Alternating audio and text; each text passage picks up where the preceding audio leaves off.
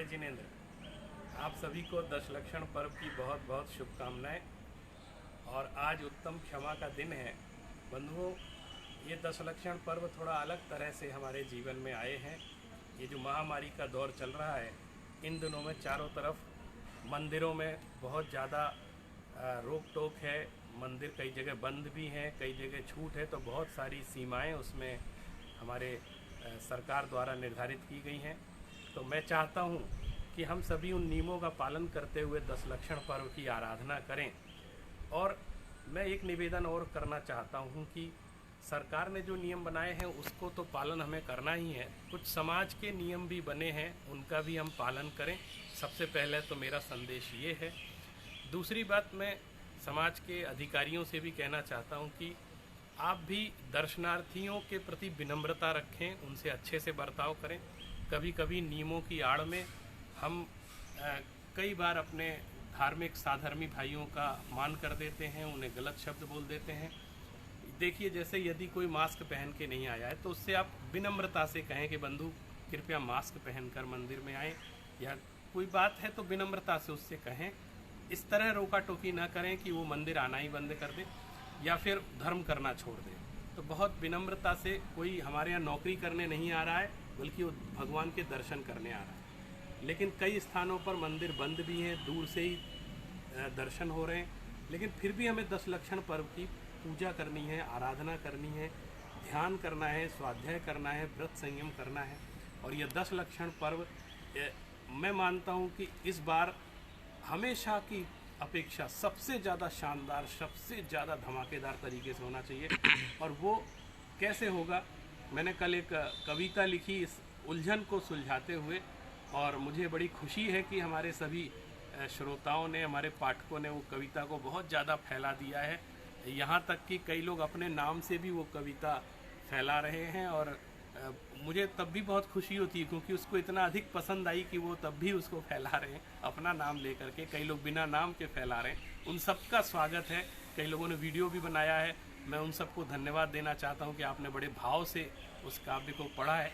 क्योंकि आज की परिस्थिति को लेकर के वो कविता है, तो वो एक उसको मैं अपने शब्दों में लिखी है, तो मैं आपको अभिव्यक्त कर रहा हूँ, आप उसका आनंद लीजिएगा। शीर्षक है, मैं इस तरह दशलक्षण कर लूँगा। ये जो विकट परिस्थिति है, इसके बीच में ये कविता लिखी गई। मत खुलने दो चैत्यालय मंदिर, मैं फिर भी दर्शन कर लूँगा। मत खुलने दो चैत्यालय मंदिर, मैं फिर भी दर्शन कर लूँगा।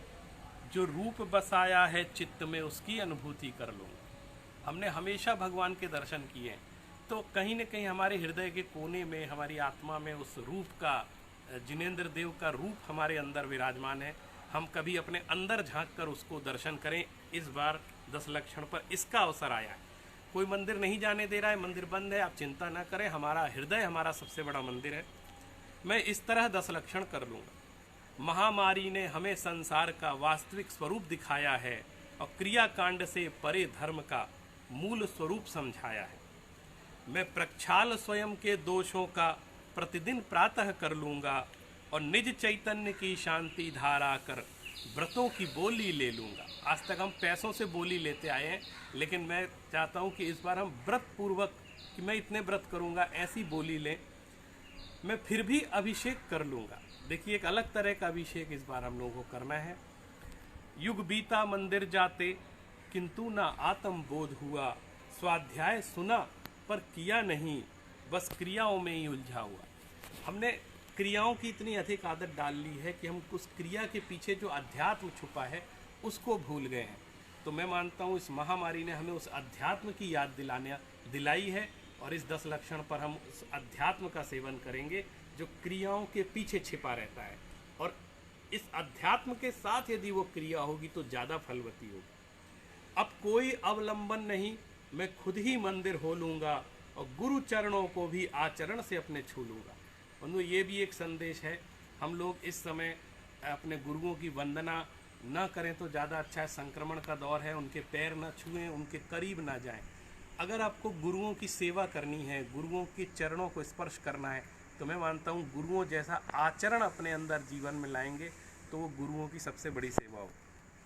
गुरु चरणों को भी आचरण से अपने छू लूँगा। अब कोई अवलंबन नहीं, मैं खुद ही मंदिर हो लूँगा। गुरु चरणों को भी आचरण से अपने छू लूँगा, मैं खुद ही मंदिर हो लूँगा, मैं खुद ही मंदिर हो लूँगा। हमने 10 लक्षण बहुत किए पर मन 10 लक्षण नहीं हुआ। हमने 10 लक्षण बहुत किए पर मन 10 लक्षण नहीं हुआ। व्रत पर्वों पर भी मंदिर में बस मान आदि ही पुष्ट हुआ। अब क्रोध मान माया लोभ का पूर्ण समर्पण कर दूंगा। इनके अभाव में स्वयं ही अब मैं आत्मदर्शन कर लूँगा। मैं इस तरह 10 लक्षण कर लूँगा, मैं इस तरह 10 लक्षण कर लूँगा। तो हम लोग इस 10 लक्षण को एक अलग तरीके से, मैं मानता हूँ वास्तविक तरीके से, इसका स्वाध्याय, तत्व चिंतन, मनन आदि के माध्यम से और अपने ही आत्मदर्शन करके, अपने निज परमात्मा का दर्शन करके हम इस अपनी 10 लक्षण पर्व की आध्यात्मिकता को सुरक्षित रख सकते हैं और अपने जीवन का कल्याण कर सकते हैं। इसी उद्देश्य से आज शाम से 7 बजे मैं आचार्य अमृत चंद्र द्वारा रचित पुरुषार्थ सिद्धि पाए ग्रंथ का स्वाध्याय करूंगा और 10 धर्म का स्वरूप भी समझाऊंगा। आप लोग हमारे साथ रहिएगा, हम लोग मिल बैठकर स्वाध्याय करेंगे और कुछ सीखने का प्रयास करेंगे। जय जिनेन्द्र।